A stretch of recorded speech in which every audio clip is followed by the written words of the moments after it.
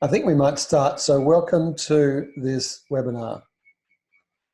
Now, I'm very excited actually, having worked out what I was going to talk about and to actually get to the nitty-gritty of how we can work with energy and how we can work collectively with energy. And I actually feel very proud of what we've actually been able to achieve over a long period. So I'm hoping you'll enjoy this. I'll have a few slides. If you have any questions, there's a button down the bottom for Q&A where you can put a question and I'll attempt to answer all of them. So I'd like to start with what energy actually is for me. You know, we deal in energy and we talk about passion, but having done many workshops and asking people about passion, it's clear that it's energy. It's life force, it's chi, it's what brings us alive, and it's everywhere. You know, energy is everywhere. There's so much energy for every tiny little bit of matter, as we know from the atomic bombs. Massive amount of energy is released when we break matter into energy. So for all intents and purposes, it's unlimited. We're talking about energy in a specific sense tonight. So we're talking about passion's energy. Energy is pervasive. One of the qualities is that it's contagious. So here we have a Mexican wave, the intention of which is to keep going. And it's like a game. And it's the contagiousness that makes this happen. What if we could take all this energy and direct it into being a force for good in the world? What if we could actually have systems and processes to capture it and to mobilize it and direct it into what we wanted? This is where the collective dynamics come in. And this is where I feel very proud of what we've been able to create. So what we're going to be talking about later is a Bombora. And that is the ultimate expression of everything that we've really learned around managing energy. Now, the story of a Bombora is that it's a rock structure underneath the sea, and surfers love Bomboras. The water is usually flat. When enough energy gets into the water, it suddenly has very big waves. It's quite miraculous. So it's wonderful for surfers, lousy for fishermen and people in boats, because it can suddenly appear. There's a Bombora in Sydney Harbour. There's a Bombora of Queenscliff in Sydney. There are a lot in Australia, and it's an Australian Indigenous word. So what we want to be able to do is bring enough energy together, manage it so that spontaneous waves of action happen. But before we get to that, I want to talk about what people know about energy. There are lots of different modalities that use energy. Certainly there's yoga. You will have heard of Ashtanga and Iyengar and Yin yoga and dynamic yoga. There's many yogas. Similarly, you would have heard of different martial arts practices like Aikido, Taekwondo, Karate, many martial arts practices, and even healing arts. You know, we've got things like Reiki and theta healing and chakra healing, all sorts of different healing modalities that have different understandings of energy and how to use it. And then, of course, you've got the Chinese traditions. You've got Feng Shui for the energy in a house, the system behind that. And you've got Qi Gong and Tai Chi, which again, the Chinese have been practicing for thousands of years. They have some knowledge about different ways of using energy. And sexuality traditions also have a deep way of using energy, mainly in a couple situation. Particularly referred to Tantra and Taoist sexuality, which is very related to moving energy in our bodies and between partners and whatever. And then Kadoshka, which is a North American tradition. So there's a whole lot of sexuality traditions that basically I've been studying for the best part of 20 years. And what has been very interesting is why there are no collective traditions. I guess one could say that Tantra is collective, but it's basically about individuality. It's not about working with groups and harmonizing energy between people. And part of what we do has been informed by Tantra, which it does that. But it's been quite surprising in this research that there are all these different traditions and very few are collective. And what we're talking about tonight is collective techniques and how do you use the power of energy. Now, one of the things that we've been doing is researching this whole area, and we've come up with a really powerful model. It's called the power of passion model. And it has 4 components to it. First of all, we can use passion, we can track it inwards to its source. And the source of all our passions is an extraordinary place. It's like the wellspring of being. It's peaceful, it's powerful, it's present, it has an enormous potential. That can be reached through tracking passion inwards in our bodies. Now, that's not normally the way that we think about passion, but that's one of the ways that we can use passion. Secondly, we can track passion out. Passion has power, it has direction. So we can actually almost ride the power of passion out into the world. And it'll give us, a lot of energy. One of the things that I find surprising about passion is that it doesn't matter how tired you are, if you go and do something that you're passionate about, you get energy back. Now we're getting into the next one is together, and this is very relevant for collective dynamics of energy. Nothing, in my view, bonds people more than doing things that they're passionate about together. Nothing. And if they can get to the essence of their passions, where the energy is much higher than just roughly a rough idea of their passion, that can also create greater bonding. And spaces. And this is something that I'm really very interested in now and has been added from the original In, Out and Together model. Because the space that holds passion or energy, they're very potent. And I'd like to talk you through that a little. But first, I want to talk about where I first came across the incredible power of spaces and to create intentional or energetic or spiritual spaces, whatever you want to call them. And this was back in 1996, and I attended Dalai Lama's colored chakra initiation. You could either take it as entry into the priesthood or you could take it as a gift. I took it as a gift. We did this at a pavilion not far out of Sydney, and it was a really awful old place. It had been used for shows, and it was just an awful room, a big room, but awful room. And in came the Dalai Lama and the musicians, and they basically did a number of rituals to cleanse the space and to create a sacred space that they could do the learning program in. So it was basically about 3 days just preparing the space. And then I think the learning, the training, teaching was about a week. And then in 1 day it was closed down. But after 3 days, it felt as though one was walking into a temple. The space was the same. It certainly had a few more, Tibetan hangings and so on. But basically, it had been turned into a gorgeous space energetically by the monks and by His Holiness himself. And that was quite a learning for me, how that you could take an ordinary place and with various rituals, you could turn it into something very special. So I thought, well, space has to be part of this model because, there are a number of spaces, and it's moved on from there now. And when we talk about space, we're talking about a number of spaces. First of all, we're talking about internal spaces. That's the energy that's in our body, and that is very much related to health, how energy moves in our body, how connected we are with our body, all of these things that give us a beautiful experience, inner experience of feeling passionate or feeling energetic.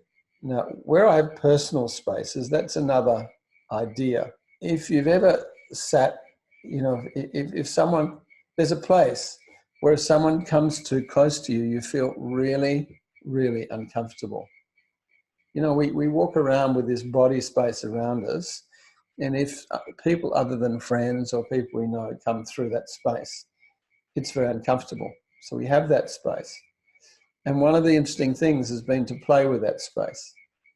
How can we strengthen it? How can we put particular qualities into it? How can we make it work for us just by being there? The next one is what I call expanded space. I invite you to try a process. Find a friend or someone you know and get them to walk towards you from about maybe 40 meters, and ask them to tell you, or you walk to them and probably they walk to you, is maybe just as easy.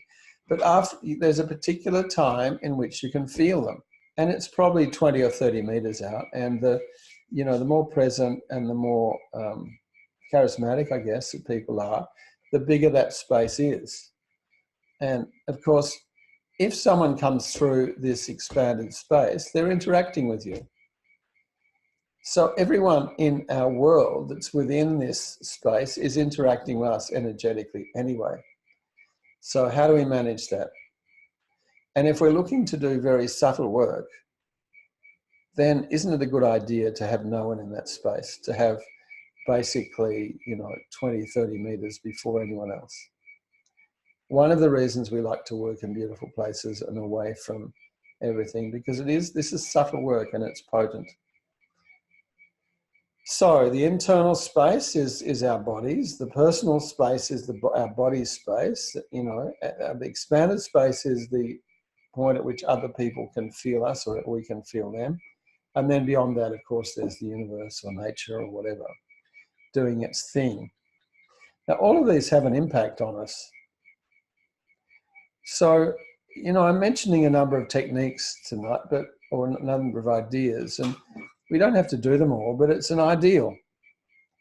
It's an ideal to have our internal spaces working really well. It's an ideal to understand our personal space. If we do some Chinese martial arts or whatever, we do practice understanding that personal space and feeling into it more. If someone goes through it, then we can respond automatically. And the expanded space, I won't spend much time on that. And the natural universal space.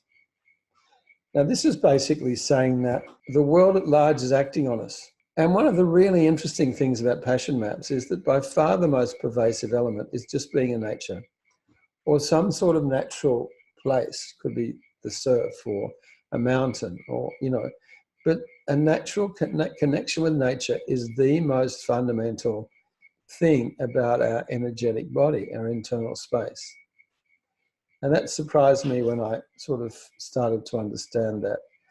So when we're working with collective energy, we need to be aware of those, to maximize the power of our internal space, to use our personal space as the best we can, and keep our expanded space clear, and work in a beautiful place. There's no doubt also that being in beauty enables people to be more themselves, which is the work that we're really doing.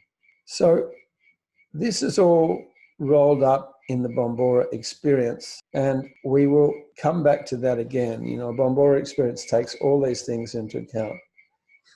But I want to just get practical here for a while so you have some takeaways about what is possible working with energy collectively.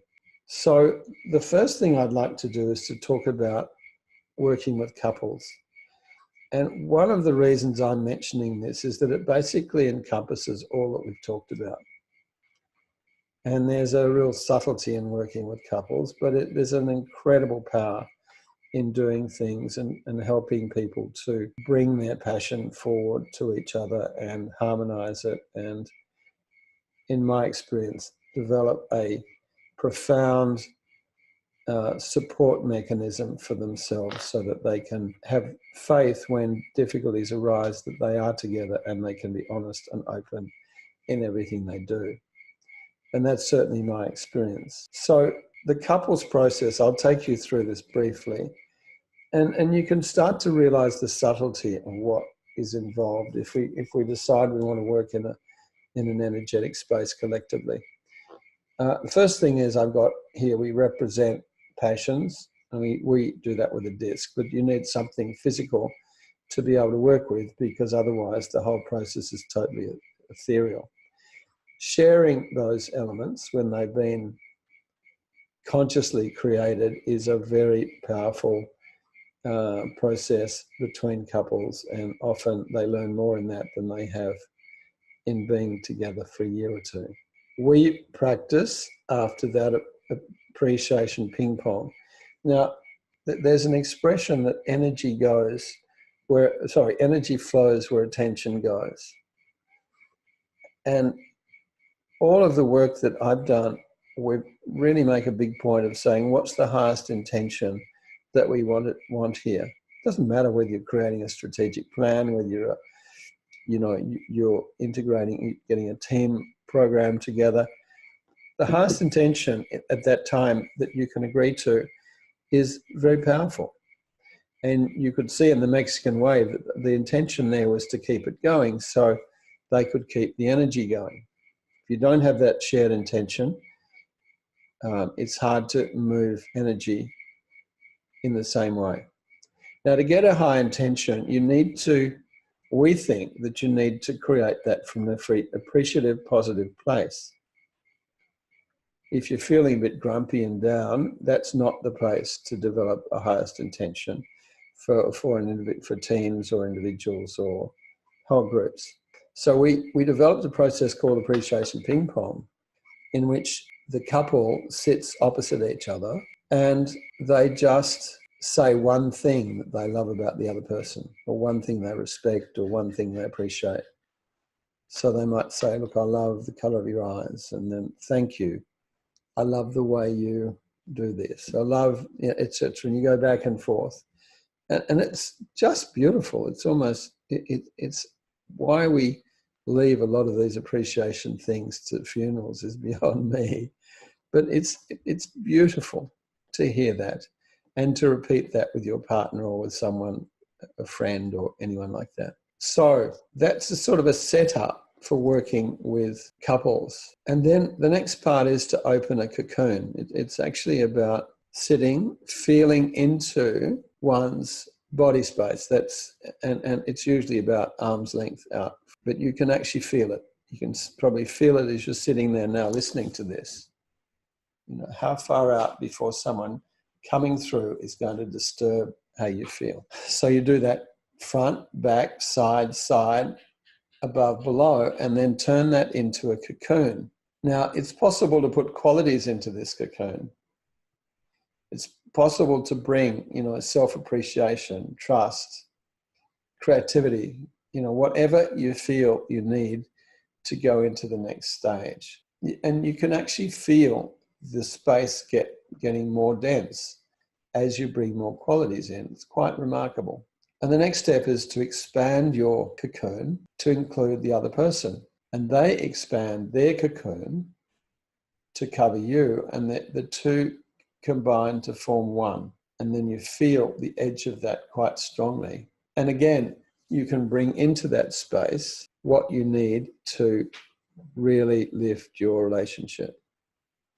You can bring in love, trust, great communication, wonderful sex, whatever you want to bring in there, you can do.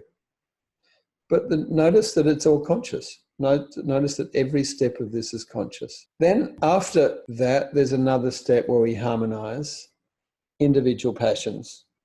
What we found is we can't harmonize people's whole passion body, but we can harmonize passion by passion, energy by energy, and then get a combined energetic.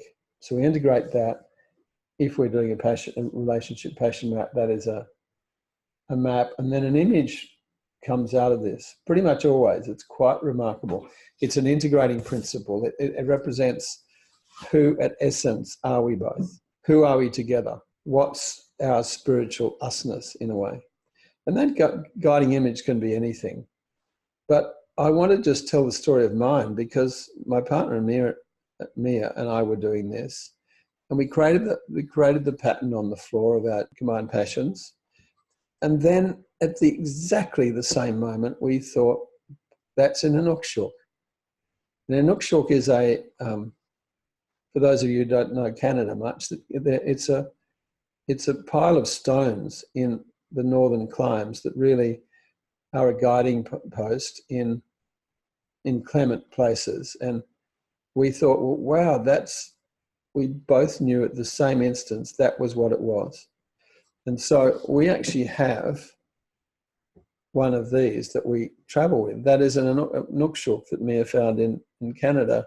And the energy of our relationship is actually in that. I can hold that and feel the power of our togetherness, our relationship. And other people have different types of guiding images.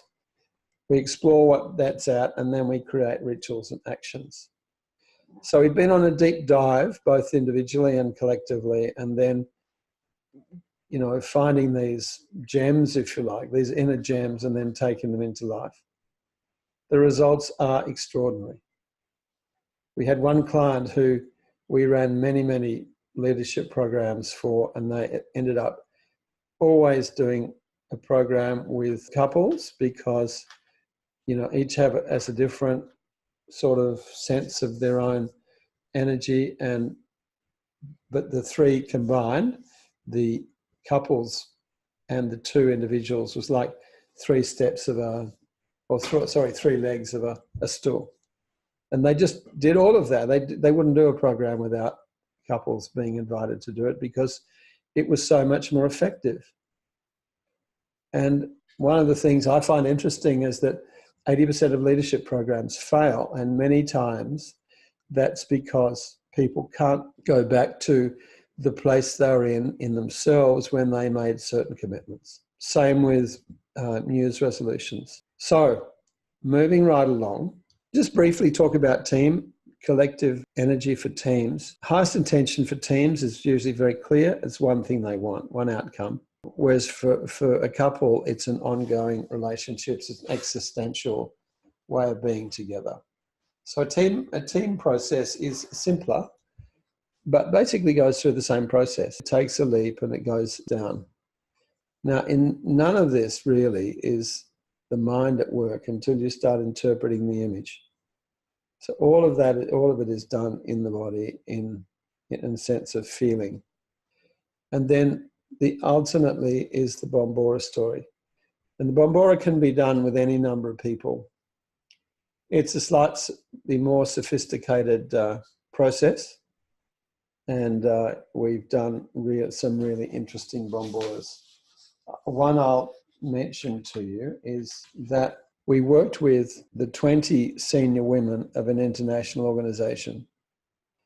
Our task was, how can we make these senior women a distinctive asset of the business? So we worked with them individually around the world, and then we came together in London for a day.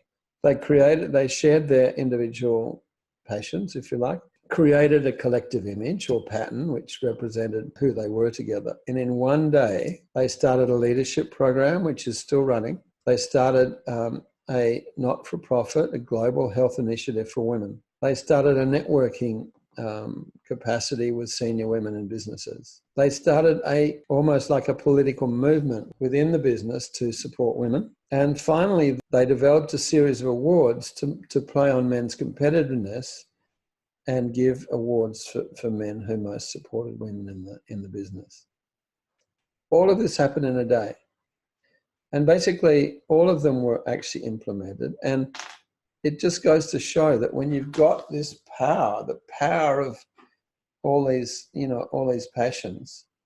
And another thing that was really surprising for them is they didn't realize how powerful they were as a group of women were, coming from their feminine passions rather than coming from their way of fitting into a men's world. It was a different experience for them. And of course, I feel so blessed to be able to do that. We've run other Bomboras that are very interesting. So if you can write any questions down in the Q&A, that would be really wonderful. But I can see we've got an interesting group of people. Someone's got here, John, what qualities do you need to actually run programs? Well, I'd say that the people we work with in Bomboras are bold. They're courageous, but they get the benefits of their courage. And I think that would be the main thing. I remember, when we did this program for the women, the leader of that program got a lot of stick and people were saying, oh, you just want to go down and get your nails done. It was a beautiful spa. in Arizona. But she had to really hold her ground, and she had the courage to say, look, we're going to do this as a group of women.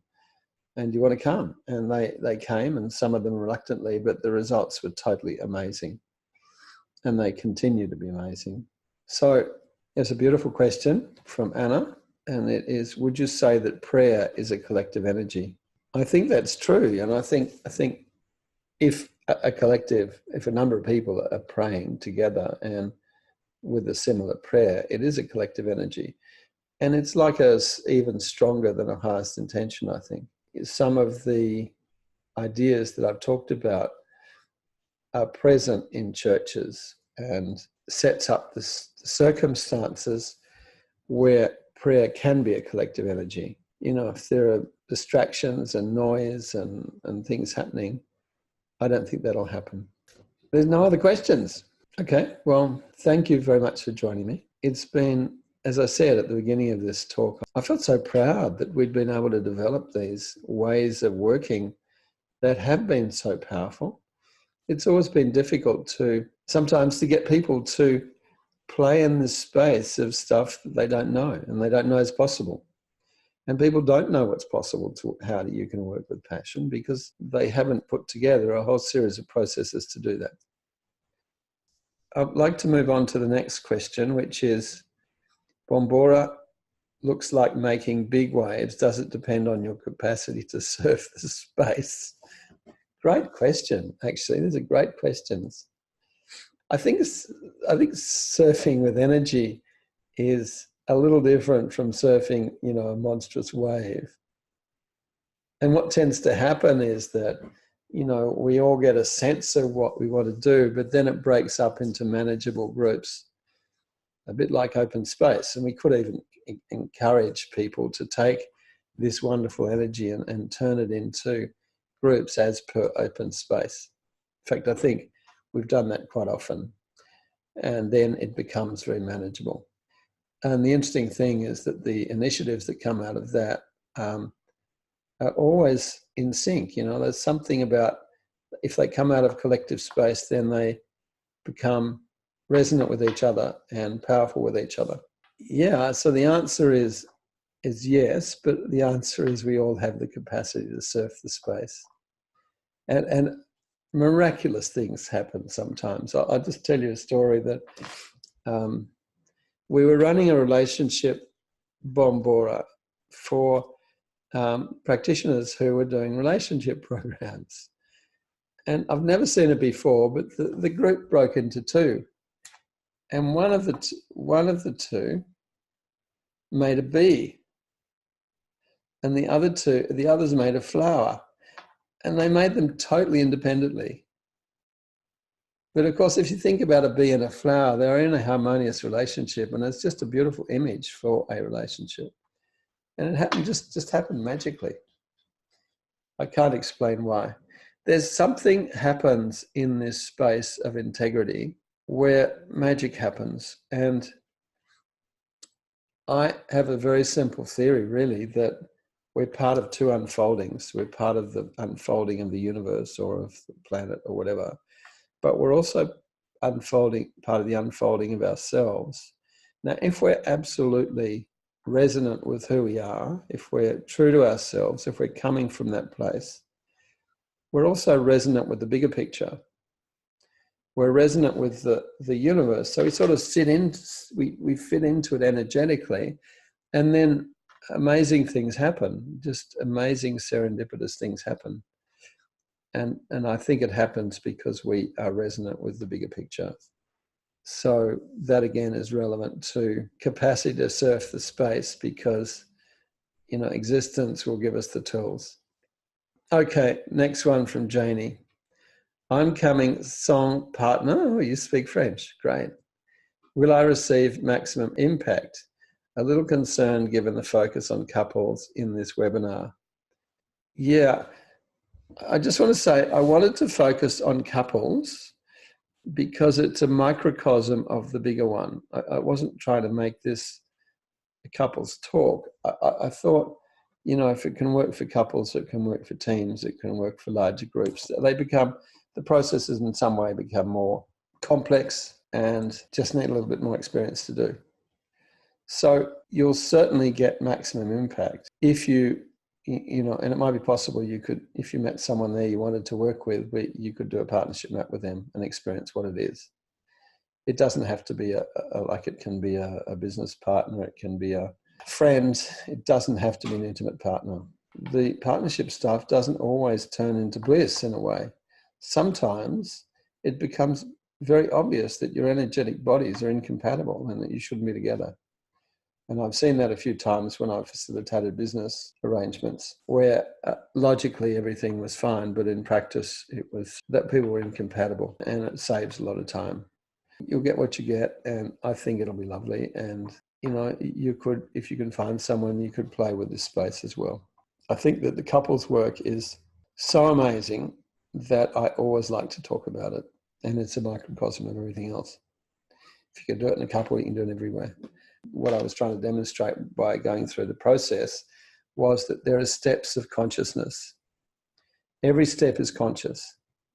And the same is true of the individual program. I just didn't go through it because we were talking about collective dynamics in this one and not individual dynamics. I could do a program on the deep dive that we experience by doing the individual map. So this is just a comment.